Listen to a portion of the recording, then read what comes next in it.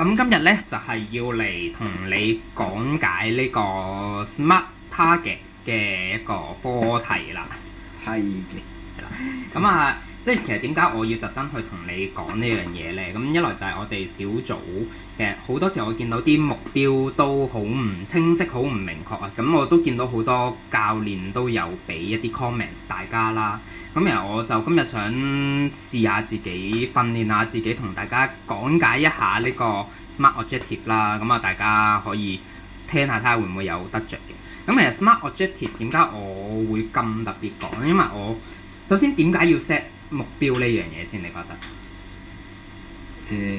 點解set 目標都係有俾一個明確嘅方向俾自己咯。我哋玩 game model， 首先第一個係 what the point。what the point 其實就係我哋想要行嘅方向，我哋想要去到嗰個方向。咁所以 set target 其實就係話俾我哋聽，我哋今日嘅目的地係乜嘢。咁如果我哋玩一個比賽，我哋冇終點，唔知個地方係響邊度嘅時候，個比賽係冇意義嘅。即係例如而家我哋跑100米賽跑，我哋個起點就係呢度，終點唔知，或者係 set 一個好模糊嘅終點。咁我叫你跑100米其實係冇意思嘅，係啦。咁所以 set target 嘅目的咧，就係能夠令到我哋有一個前進嘅方向，我哋知道我哋追緊啲乜嘢，我哋想要啲乜嘢。咁所以呢個其實就係 set target 嘅目的。每日朝早叫大家去 send 呢個 target call 唔係一份無聊嘅功課嚟嘅，係真係大家要諗清楚。今日我起身，我到底 what's the point 係要做啲乜嘢？例如可能係我今日我係想創造一啲 L0嘅。咁我嘅 what's the point 就係我要創造幾多個 L0咯，或者係我今日可能我今日好忙嘅，我要温書。咁我温書其實只係我做緊嘅嘢啫嘛，唔係我嘅目的啊嘛。我嘅目的可能係一個我要温到幾多嘢。咁我嘅結果係可能一啲嗰個温書結果嘅成績，或者係要係一啲好實在嘢。我就咁話，我嘅目標或者我嘅 target 係温書，咁係冇意義嘅，係啦。咁所以我今日就係點解我要特登拍片去講 target 呢樣嘢，就係我想大家有一個清晰知道嘅方向，等大家每日行得舒服啲，或者知道自己行緊啲乜嘢。咁而 Smart Objective 啦，咁Smart Objective 其實係我基本上11年前喺麥當勞學嘅一個好重要嘅一個課題嚟嘅。我哋學過好多唔同英文簡稱嘅方法啦，可能咩 cash 好多唔同種類嘅學習方法嚟嘅。咁呢個 Smart Objective 我學咗10年，用足10年嘅，因為我真係覺得佢好有用嘅，係啦。因為你要知道你自己去邊度，你先可以做到你想做嘅嘢嘅。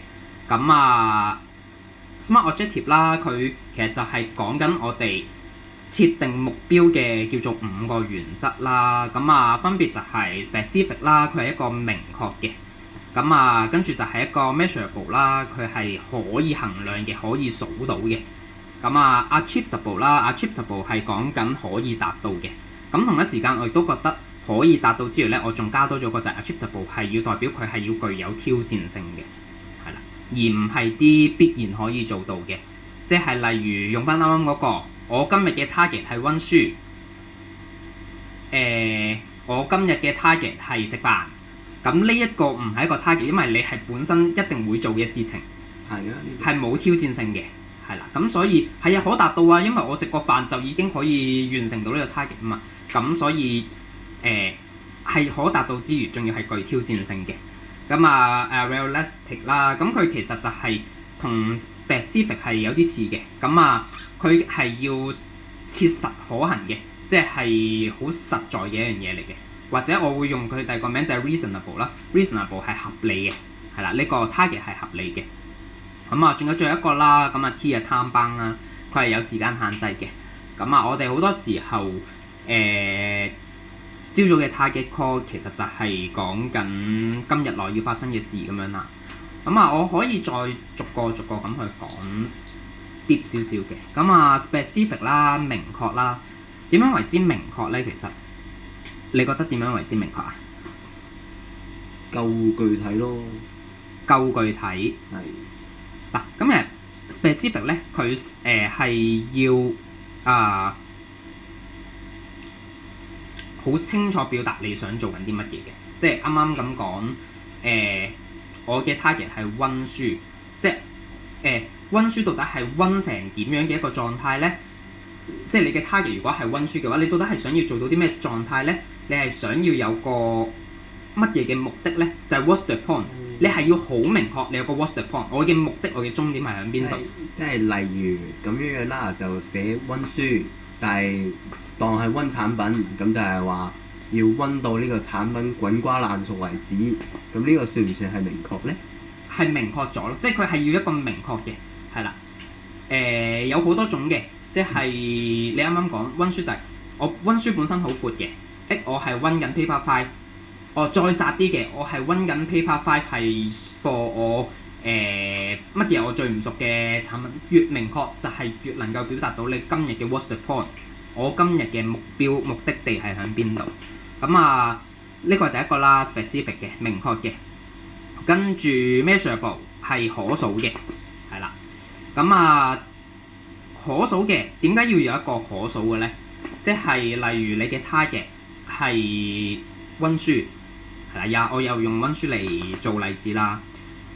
咁我點先知道我嘅為之 hit 到嘅 target 啊？温一次書定係温兩次書，定係點樣？你會覺得有啲咩係可以 measurable？嗱，都係當係温產品啦。咁你既然係温產品，咁你係要温幾多個產品去到滾瓜爛熟咧？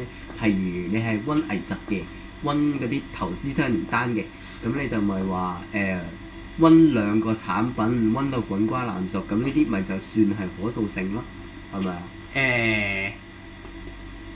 係。